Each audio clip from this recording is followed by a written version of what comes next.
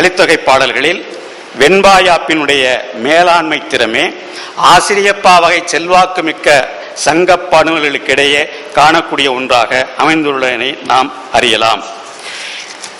இதற்கிடையில் யாப்பருங்கலக்காரியிலே ஒளிவியல் என்ற ஒன்றை நாம் பார்த்திருப்போம். அது பற்றிய ஒரு செய்தியை முன்னே கட்டுரையாளர் பேசிய பொழுது கூட இங்கே பேசப்பட்டது.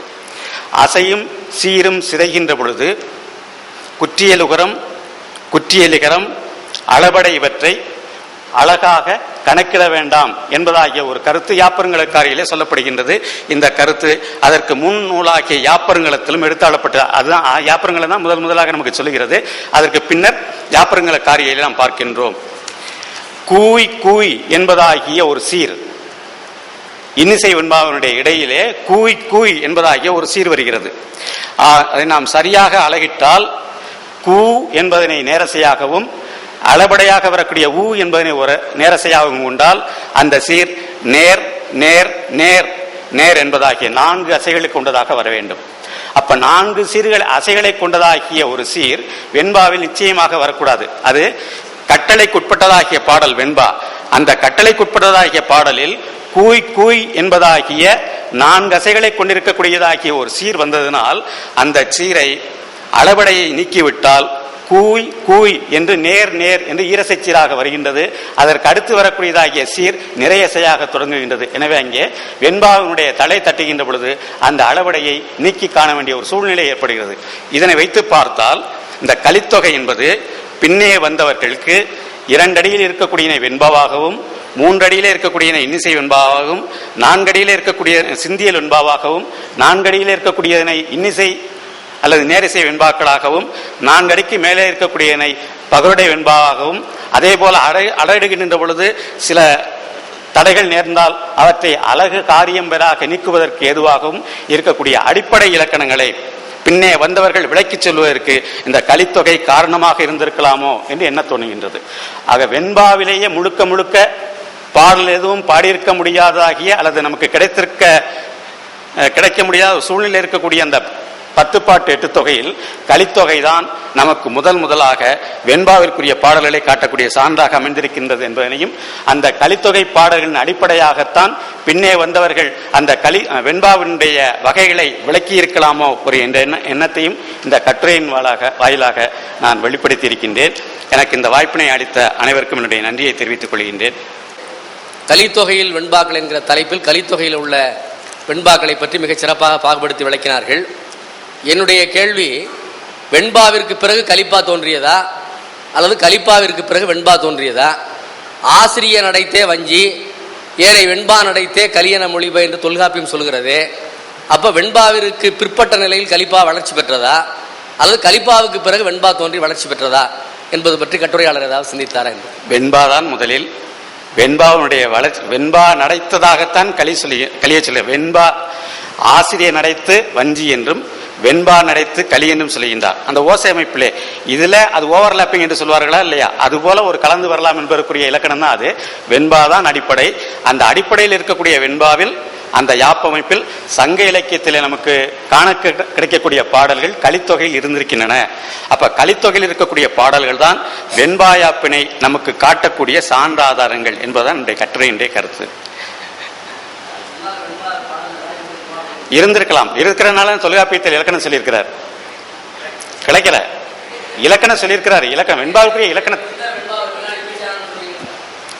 வெண்பாவனுடைய வகை அவர் என்ன சொல்றார், 5 சொல்றாருன்னு சொல்லி நெடுவெண்பாட்டு குறுவெண்பாட்டுன்னு சொல்லியிருக்கிறாரு. அந்த குறுவெண்பாட்டை குரல் வெண்பா என்றும் இனிசை சிந்து என்றும் நேரிசை சிந்து என்றும் விளக்கி இருக்கின்றார்கள். அதற்கு உரியதாக்கிய அமைப்பு இந்த கலித்தொகையில காணப்படுகிறதுங்கிறத நான் சொல்லியிருக்கிறேன். அது தொல்காப்பியர் காலத்துல சொல்லாம விட்டுட்டாருங்கிறதுக்கு நான் வரல. தொல்காப்பியர் குறுவெண்பாட்டுன்னு சொல்லியிருக்கிறாரு, நெடுவெண்பாட்டுன்னு சொல்லியிருக்கிறார். அந்த நெடுவெண்பாட்டு 2 அடிகளுக்கு இடையில பல்வேறு எதுகளை பெறுவதனால அதுக்கு வேறொரு பெயரை கொடுக்கின்றார்கள். பகருடை வெண்பா என்று அதற்கு வேறொரு பெயரை கொடுக்கின்றார்கள். யாப்பை நன்றாக தெரிந்த தொல்காப்பியத்தை முழுதும் கற்றறிந்த பேராசிரியர் சரி என்னை கேட்க வேண்டும்ங்கிறக்காக கேட்கிறாரு. நானும் ஒரு பதில் சொல்லியிருக்கின்றேன்.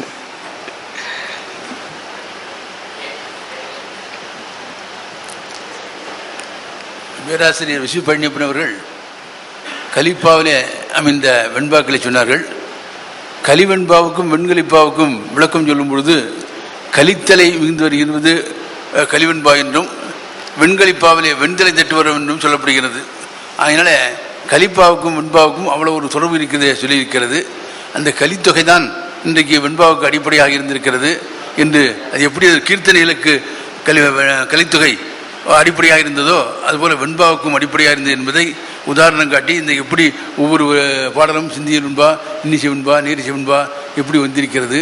ஆனால் முழுமையாக இந்த வெண்பா இலக்கணம் இல்லாமல் கூட அந்த கலித்தொகை தான் பின்னாலே வெண்பாவுக்கு அடிப்படையாக இருந்திருக்கலாம் என்ற ஒரு நல்ல கருத்தை சொன்னார்கள். நம்முடைய விசுப்பண்ணி அவர்கள் ஒரு பல்துறை அறிஞர், எந்த பல திறனுடையவர்கள். அவர்கள் இந்த கட்டுரையை ஒரு புதுமையாக கலித்தொகையிலிருந்து வந்திருக்கின்ற வெண்பாக்களை கூறியது மிகவும் மகிழ்ச்சியாக இருக்கிறது. அவர்களுக்கு வாழ்த்து தெரிவிக்கின்றோம். வணக்கம். கலிப்பாவுக்கு கொடுக்கக்கூடிய உறுப்புக்களை அம்போதரங்கம், அராகம், இது போன்ற சொற்களை பயன்படுத்தியிருக்காங்களே, எல்லாமே தமிழ் சொல்லா தெரியலையே. அதை பற்றி ஏதாவது சிந்தனை உண்டுங்களா? தாழிசை, துறை, விருத்தம், சரி, அது பற்றி போகலாம். தரவு, அது கூட நம்ம தொல்காப்பியர் காலத்திலேயே வடமொழி சொற்கள் பல வந்திருக்கிறது. அதனாலதான் வட எழுத்து உரை என்றதாகிய இலக்கணத்தை அவர் சொல்றாரு. அவருடைய இதிலே தான் அந்த அம்போதரங்கம் என்பதற்குரியதாகிய அதை பின்னால் தரங்கம் என்றால் கடல், அம்போதரங்கம் என்றால் கடல் அலை போல என்ற விளக்கத்தை சொல்கின்றார்கள். வடமொழி சொற்களுக்குரியதாகிய அந்த உறுப்பு அமைப்பை பின்னால் சொல்கிறார். அராகம் என்பதற்கு முடிகியல் என்று ஒரு தமிழ் சொல் இருக்கிறது.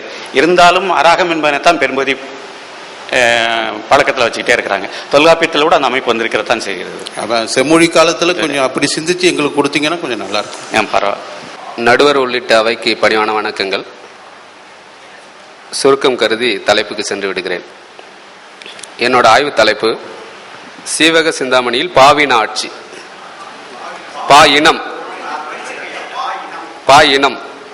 பா இன ஆட்சி. அது வனம்னு தட்டச்சு செய்திருக்காங்க. இந்த கட்டுரை தோன்றுவதற்கு ஒரு மூல காரணம் என்னன்னு கேட்டிங்கன்னா, இது கொச்சக ஒருபோக்கு வகையை சார்ந்தது அப்படின்னு சொன்னதுனால இது அது இல்லை அப்படின்னு என்னோட ஆய்வு தலைப்பை ஒட்டி இந்த கட்டுரை இயங்கிட்டு இருக்கு. என்னோட ஆய்வு தலைப்பு பா இனங்களின் தோற்றமும் வளர்ச்சியும் அப்படின்றது. அதிலிருந்து ஒரு பகுதி. சீவக சிந்தாமணியில் பாவின ஆட்சி. தொல்காப்பியரால் சுட்டப்பெறாத பாவினங்களின் தோற்றம் ஐம்பெருங்காப்பியங்களில் ஒன்றான சிலப்பதிகாரத்தில் காண முடிகிறது. பிற்கால யாப்பையலார் சுட்டும் பாவின அமைப்பிலான பாடல்கள் சிலம்பில் ஆங்காங்கே காணப்படினும் அவற்றை பாவினங்கள் என்று சுற்றப்பெறவில்லை. சீவக சிந்தாமணியில் தான் பாவின பாடல்கள் முழுமையாக காண கிடைக்கின்றன. இப்பாடல்கள் கலிப்பா வகையை சார்ந்தது என்று ஒரு சாராரும் பன்னத்தி வகையை சார்ந்தது என்று மற்றொரு சாராரும் கூறுவர். இவ்வொருவர் கருத்துகளின் வன்மை மென்மைகளை ஆராய்வதும் சிந்தாமணியில் பயின்று வரும் பாவினங்களின் தன்மையை ஆராய்வதும் இக்கட்டுரையின் நோக்கமாகும். சிந்தாமணியின் யாப்பு வடிவம். சீவக சிந்தாமணி பாடல்கள் கொச்சக ஒருபோக வகையை சார்ந்தது என பேராசிரியரும் நச்சினார்க்கினியரும் விளம்புவர். பன்னத்தி வகை சார்ந்தது என இளம்பொருணர் கூறுவார். இவ்விருவர் கோட்பாடுகளிலும் ஒரு பொது தன்மை இருப்பதை உணரலாம்.